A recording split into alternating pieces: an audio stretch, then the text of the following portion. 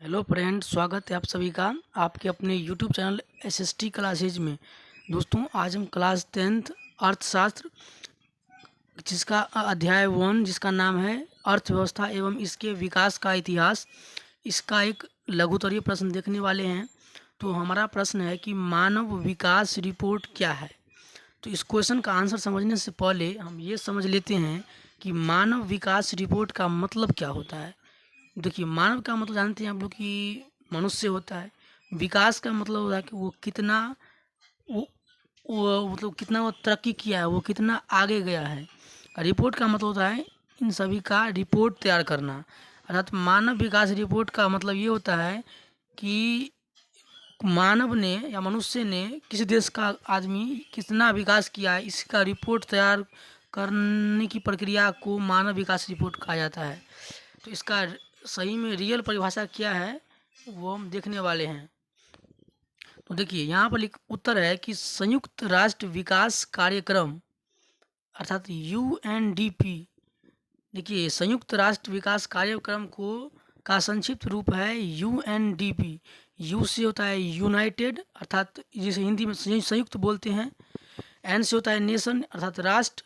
D से development अर्थात विकास। और पी से प्रोग्राम अर्थात कार्यक्रम अर्थात यूनाइटेड नेशन डेवलपमेंट प्रोग्राम, जिसे हिंदी में कहते हैं संयुक्त राष्ट्र विकास कार्यक्रम। यह एक संगठन है। इसके द्वारा मानव विकास रिपोर्ट को प्रकाशित किया जाता है। यानी मानव इस संगठन के द्वारा मानव विकास रिपोर्ट को ह्यूमन डेवलपमेंट रिपोर्ट अर्थात एचडीआर को प्रकाशित किया जाता है। किसके द्वारा? तो संयुक्त राष्ट्र विकास कार्यक्रम अर्थात यूएनडीपी द्वारा एचआरडी अर्थात ह्यूमन डेवलपमेंट रिपोर्ट तैयार किया जाता है। और ये रिपोर्ट करता क्या है कि जितने भी देश होते हैं विभिन्न देशों की तुलना करता है। मतलब कई देशों को, दो या दो से अधिक कई देशों को तुलना करता है।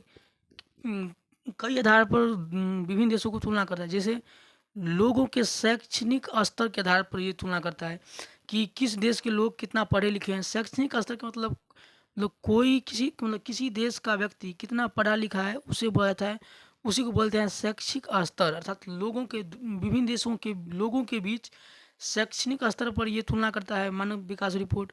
उसके अलावा उनकी स्वास्थ्य की स्थिति के आधार पर अर्थात दो देशों के बीच में किस देश का स्वास्थ्य की स्थिति बेहतर है, किसका खराब है।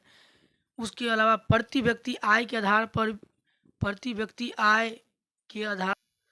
पर भी यह तुलना करता है।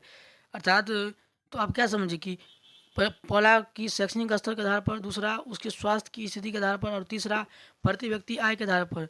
तीनों आधार पर जो देश बेहतर होगा उसे ज़्यादा विकसित देश माना जाएगा। तो इसका उत्तर समाप्त होता है। अगर आपको ये वीडियो अच्छा लगा है तो इसे लाइक करें, अपने दोस्तों में शेयर करें और चैनल को भी सब्सक्राइब कर लें ताकि इसी तरह का वीडियो आप लोगों को मिलता रहे। धन्यवाद।